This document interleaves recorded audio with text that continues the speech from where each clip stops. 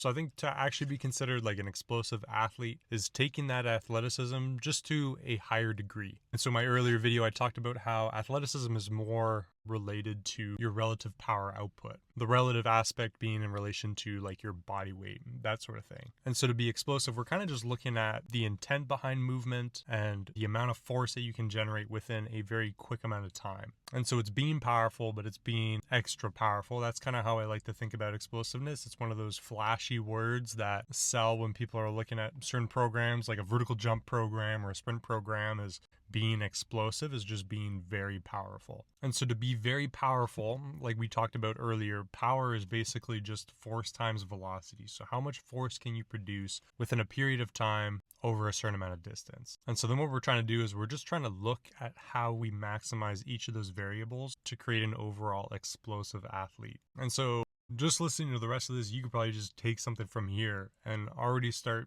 tweaking your training to start adding some extra inches on your vertical jump or sprinting faster. There's no secret behind it. If you want to be explosive and you want to try and move fast, you just have to take that intent into the weight room or into your training environment to try and replicate those intended outcomes. And so, for example, if you're someone who's trying to build more aggression through that initial push of whatever movement you're trying to create, that would be a term that we could refer to as your rate of force development, your ability to generate a certain amount of force within a very short amount of time. And so doing movements that would force you to train qualities like that are what's going to get you down that road the quickest. So for example, if I'm really trying to explode up from, let's say, a standstill, which is the basis of all movement. I'm trying to change direction from a zero net velocity. I'm not moving at all. I'm just standing still. I'm either trying to move, I'm trying to cut, I'm trying to jump. Doing movements that would promote something where you're in a stopped starting position, like a box squat, would be very advantageous. And then replicating that weight room movement to look more as to what it would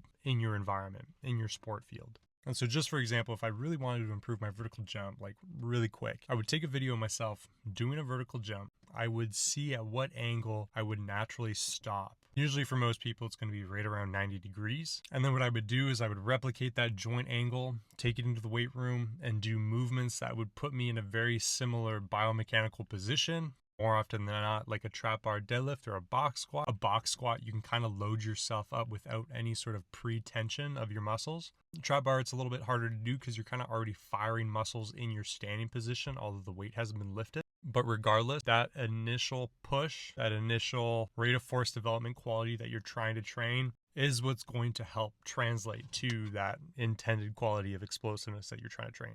And so usually when we think of like being explosive in the weight room, we talk about rate of force development. Obviously there's different terms that we'll use on that sort of force velocity curve, like strength, speed, power. Sure, they can vary from individual depending on limb lengths and strength and how you're able to accelerate through certain movements, but it's also sometimes it's not necessarily as practical, or the amount of gains you would get from trying to be super specific, aiming for those very targeted qualities rather than just going into the weight room with intent to move something quick. So sometimes you don't have to necessarily think about doing things with all of this science involved, rather just have the intent to be explosive in your weight training. But yeah, that whole sort of rate of force development, strength, speed, that's kind of on the side of the weight room training.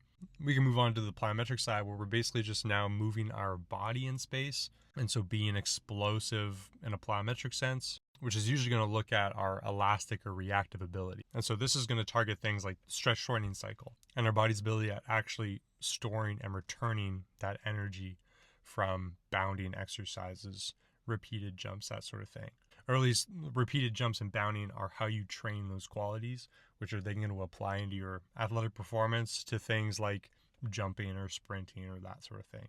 But obviously the weight room stuff, the plyometric stuff, I'll talk about those in a future video on how to actually improve those things or different exercises that you can do. I guess today's little rant is more me just trying to get us on the same page as to what these words kind of mean and how they relate to each other. But I think in terms of athleticism and just movement, those are kind of the two areas of your training. Is it's going to be more of the resistance-based training in the weight room, and then the plyometric training in your actual sporting environment or an environment similar. And the one key theme that sort of ties these two training methodologies together to actually make you a more explosive athlete, simply just the idea of intent.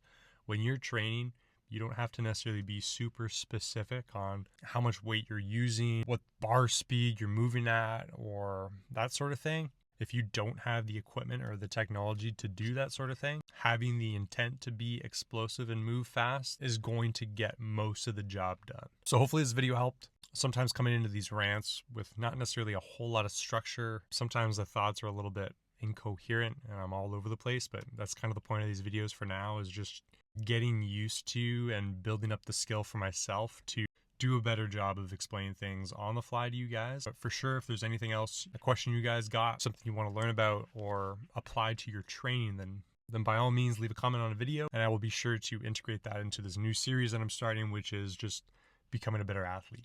So thank you guys very much for watching the video, and until next time, I'll see you guys. Peace.